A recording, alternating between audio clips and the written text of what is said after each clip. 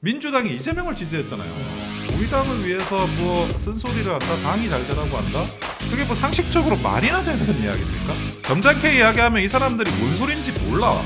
겸상을 하면 안 돼요. 그런 사람들하고는 나이가 아무리 많든 뭐 몇 선을 했든 무슨 직을 했든.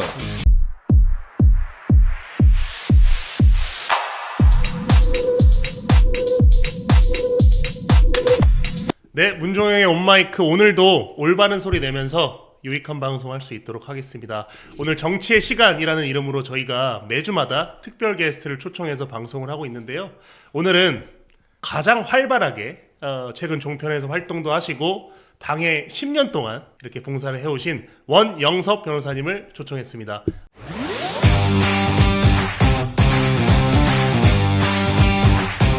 안녕하세요, 변호사님. 네, 반갑습니다. 원영섭 변호사입니다. 반갑습니다. 네, 원 변호사님이야 사실 많은 또 이 시청자분들이 아시는 변호사님이시고 소개 같은 경우는 제가 생략해도 될 정도로 유명한 분이시기 때문에 정말 요즘 전국이 너무 심각하고 어지럽기 때문에 바로 현안 질문으로 넘어갈 수 있도록 네. 하겠습니다. 네, 우선은 지금 이제 최근 국민의힘 지지율이 어쨌든 다소 주춤하는 여론조사가 몇 개 나왔습니다. 네, 주춤한다는 뜻은 뭐 20%대에서 조금 횡보하고 있는 이런 여조가 제가 조금 확인을 했는데요. 그럼에도 불구하고 장동혁 대표는 12월 말까지는 지지층의 무게중심을 둬야 한다고 최근에 강조를 한 바가 있습니다. 이런 여론조사 결과와 이 장동혁 대표의 전략, 변호사님께서는 어떻게 보시는지요? 저는 기본적으로 장동혁 대표의 그런 방향에 대해서 지지를 합니다. 예, 무슨 말이냐면 여론조사가 다소 주춤할 수 있죠. 왜 그러냐? 보통 이제 물론 이 대통령도 당선이 되면 컨벤션 효과가 좀 생기고 반대로 야당 대표도 당선이 돼서 취임을 하면 컨벤션 효과가 약간 생깁니다. 근데 그것이 어느 정도 시간이 지나면 그 약발이라는 게 약간 떨어지거든요. 그것이 뭐 그렇다 그래서 대단한 문제가 있어서가 아니라 그것이 일종의 그런 컨벤션 효과가 사라지면서 그 다음에 뭐가 되지, 그 다음 뭐가 되지 하는 그런 이제 사람들의 생각이 집중되다 보면 약간 주춤할 수 있어요. 근데 그걸 가지고 이걸 마치 뭐 대단한 문제가 생긴 것처럼 이런 잘못된 판단을 해버리면 굉장히 큰 문제가 발생을 합니다. 특히나 우리 당의 가장 큰 문제가 그 레거시 언론에 너무 휘둘려요. 그러니까 레거시 언론에 휘둘리는 게 그것이 물론 이제 건전한 그런 의견을 받는 거는 반드시 필요한데 기본적으로 보수 진영의 레거시 언론은 어떤 상황이냐면 계속 어떤 일종의 전투 상태를 만들어요. 무슨 말이냐? 우리가 선거 기간이면 전투를 하는 게 맞죠. 그런데 우리가 뭐 군대도 예를 들어 비전투 기간에 뭐 해야 되죠? 비전투 기간에는 뭐 훈련도 하고 그리고 공부도 하고 그리고 우리가 내실을 다지는 기간이 필요하잖아요. 근데 계속 전투만 할 수가 없다고요. 근데 언론은 사실은 전투가 벌어져야지 기사가 되고 그거를 집중 조명할 수 있다 보니까 계속 뭔가 큰일 났다 난리 났다가 되는 거예요. 사실 나는 이게 진짜 웃긴 게 보수 유튜브들을 공격하는 그런 이제 그 이야기 중에 하나가 아니 보수 유튜브들은 뭐 맨날 큰일 났다 난리 났다 하지 않냐 그렇게 비판하는데 실제 레거시 언론이 그래요. 그 사람들이 그러고 있어요. 그래서 그런 것들을 하다 보면 내실을 다질 틈이 없어. 뭘 어떤 체계를 세우고 로직을 만들 틈이 없이 가는데 그거는 이런 체계를 세운다는 거는 따분하고 재미가 없는 거예요. 하지만 그럼에도 불구하고 그 과정이 있어야 우리가 정말 선거 시즌에 돌입해서는 정말 중도로 확장할 수 있고 뭐 그렇게 될 수 있다는 말씀을 제가 드리고 지금 이제 장동혁 대표가 뭐 12월까지는 이 내실을 다지는 거에 지지층을 다지는 거에 집중하겠다 그러는데 저는 내년 2월까지도 저는 충분히 시간이 있다고 봐요. 그러니까 12월까지라고 해도 조급증이 조금 생길 수 있으니까 더 여유 있게 생각을 하고 한 2월까지도 요 기조를 유지하겠다라는 생각을 해도 시간적 여유를 갖고 접근하셔도 된다. 그렇게 말씀을 드립니다. 변호사님 말씀을 정리를 해보면 이제 3개월도 안 된 장동혁 대표 체제에 최소한의 정비 시간도 필요하고 전투를 할 준비 시간이 필요하다. 이렇게 제가 해석이 되고요. 제가 사실은 왜 질문에 제가 여론조사 결과가 주춤한다라는 표현을 썼냐면 종편이랑 지상파에서 쓰는 표현을 한번 써봤어요. 그러니까 자조적으로 제가 쓴 건데 뭐가 그렇게 우리 당 여론조사가 뭐 매일 그렇게 주춤하고 위기고 비상이고 항상 그런 식으로 기사를 뽑기에 제가 일부러 변호사님을 모시고 첫 질문으로 주춤한다라는 표현을 썼는데 아니 생각을 해보세요. 저희가 참 대통령 탄핵이라는 이 어마어마한 이 일을 거치고 거의 30%에 육박하는 지지율을 어쨌든 어렵게 끌고 가고 있는 와중에 언론의 환경, 언론의 지형이라는 것이 어찌됐든 당연히 야당으로서 참 어려운 환경이다라는 점을 제가 좀 간접적으로 표현을 한 것이고요. 제가 그러면 또 계속해서 한번 여쭤보겠습니다. 지금 장도영 대표의 어떤 그런 전략에 대해서도 변호사님 평가해 주신 거는 굉장히 지금 정도로 가고 있다. 그렇습니다. 이게 딱 맞는 길이다라고 해주셨는데 너무 생뚱맞은 게 뭐냐면요, 변호사님. 근데 지금 연일 나오고 있는 이 우리 국민의힘 선거 전략에서 어떤 게 나오냐면 개혁신당과 연대를 해야 된다. 그리고 경기도에서는 유승민밖에 없다. 유승민 차출해야 된다. 다른 경기도지사 후보들은 뭐 현직 배지라서 안 나오고 인지도가 딸린다. 이런 얘기가 그냥 너무 많이 나오고 있어요. 그러니까 제가 그래서 이 질문 드립니다. 국민의힘 지선 전략입니다. 민주당과 개혁신당의 지선 전략이 아니고 국민의힘의 지선 전략에 개혁신당 연대, 유승민 차출이 왜 이렇게 자주 등장하는지, 이게 전략이라고 볼 수 있는 건지 한번 여쭙습니다. 다 헛소리고 전략도 아니에요. 그거는 뭐 터무니없는 거고 매번 일어나는 현상입니다. 그거는 일부 언론에서 미는 거예요. 일부 언론에서 밀고, 그러니까 정치라는 거는 기본적으로 그 당에도 주류하고 비주류가 있어요. 저는 비주류 정치가 나쁘다는 게 아니라 비주류 정치도 필요합니다. 근데 정치가 뭐예요? 우리가 정권을 잡겠다는 게 뭐예요? 우리가 주류가 되려고 하는 거잖아요. 비주류라는 그 정치도 주류가 바로 서기 위해서, 세우기 위해서 필요한 거예요. 우리가 정치에서 정권을 잡는다, 대통령 선거에서 승리한다, 선거에서 이긴다는 건 우리가 주류가 되기 위함이잖아요.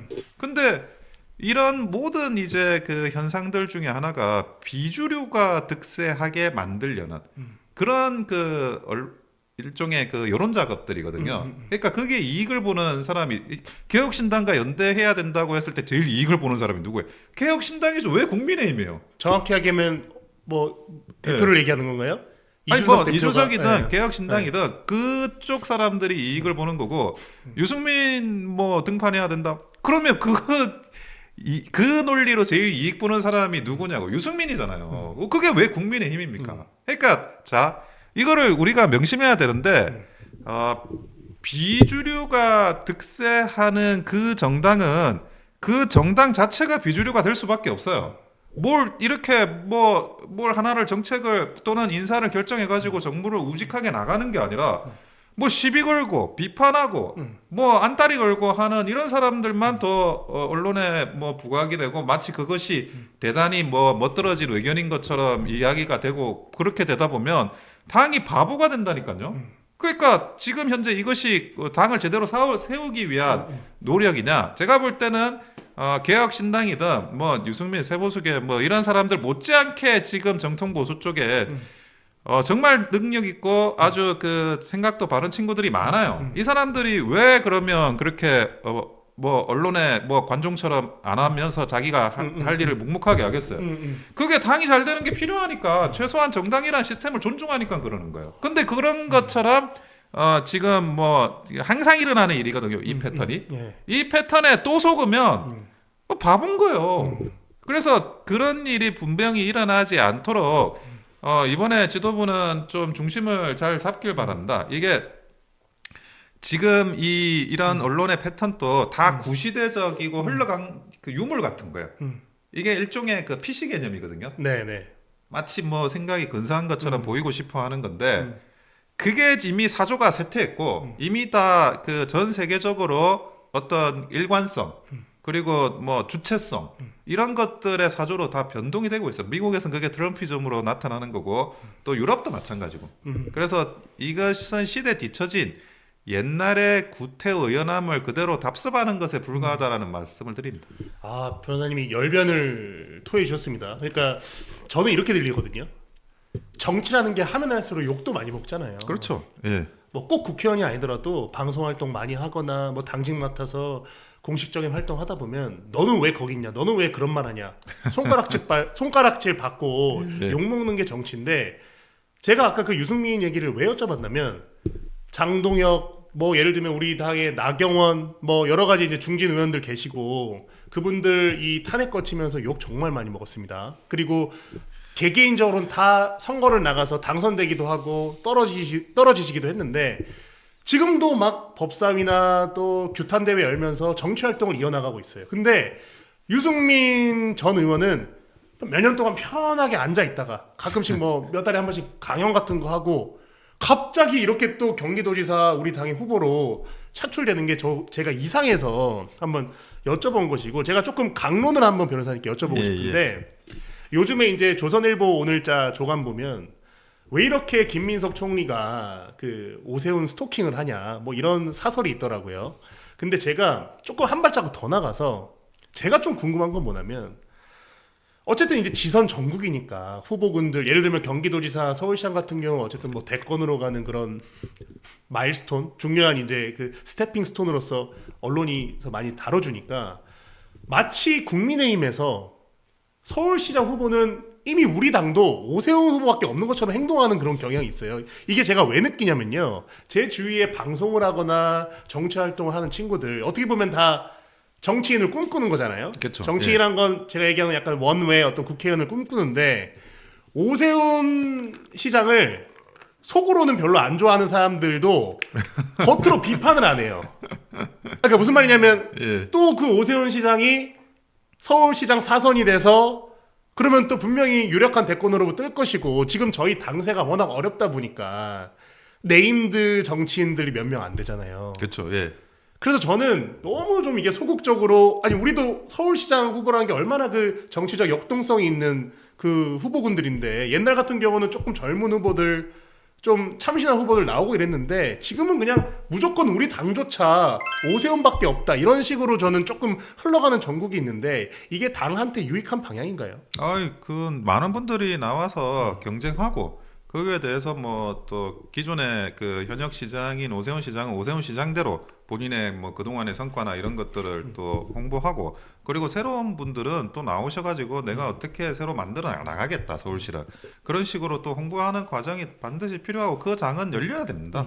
뭐 지금 현재는 이제 아무래도 현역 시장이다 보니까 뭐 또 기득권이 있죠. 그리고 기본적으로 김민석 총리나, 저는 김민석 총리가 결국에는 민주당에서 서울시장으로 나올 거라고 봐요. 서울시장 후보로 나올 거라고 보고, 자기도 사실은 그때 서울시장에서 이 낙선을 했던 게 네. 본인의 정치 인생에서 굉장히 큰 실패로 그게 됐었거든요. 대패를 했죠. 네, 그래서 그 이후로 그 절치부심하면서 뭐 칼을 갈았기 때문에 뭐 자기의 모든 거를 걸고라도 저는 나올 거라고 봅니다. 네. 근데 그렇게 나오게 되면 이제 뭐 일단은 각을 세워야 되니까 오세훈 시장하고 그 각을 세우는 그런 작업을 이미 저는 사전 선거 운동으로서 진행을 하고 있다라고 생각이 듭니다. 근데 기본적으로 이 보수 정당 내에서는 또 서울시장이라는, 뭐 민주당도 마찬가지인데 어마어마한 상징성이 있거든요. 그렇죠. 그러니까 역대 그 지자체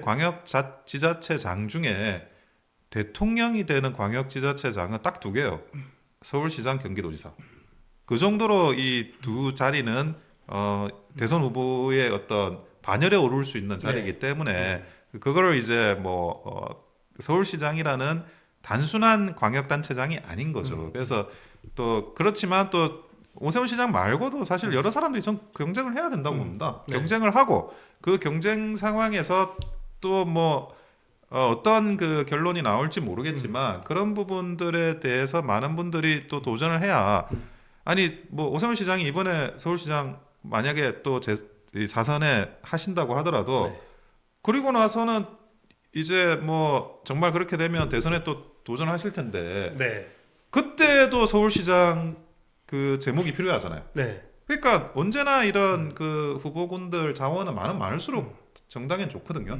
그런 그런 경쟁하는 후보군들도 어떻게 보면 관심에서 멀어지지 않도록 국민의힘에서 잘 관리하는 게 필요합니다. 그러니까 제가 그 질문의 취지는 오세훈 시장님 같은 분이 아니 추후 당 대표 선거를 나올 수도 있는 거잖아요. 예, 그렇습니다. 왜 안 돼요? 그렇게 해서 오세훈 왜냐면 기본적으로 오세훈 시장의 어떤 평가가 그 중앙당에서는 존재감이 약하다라는 평가가 쭉 있어왔기 때문에 이제 한번 서울시장 그 3선이라는 타이틀을 가지고 당 대표에 나가서 당선이 되시고 그러면 자연스럽게 서울이라는 공간에는 또 새로운 정치인들한테 길이 열릴 수 있으니까 저는 이제 그런 취지로 변호사님께 질문을 여쭤보고 싶고 뭐 그런 의견도 일각에서 있는 걸로 저도 알고 있습니다. 예. 그래서 이제 조금 더 이제 추가적인 질문 해보도록 한다면 예.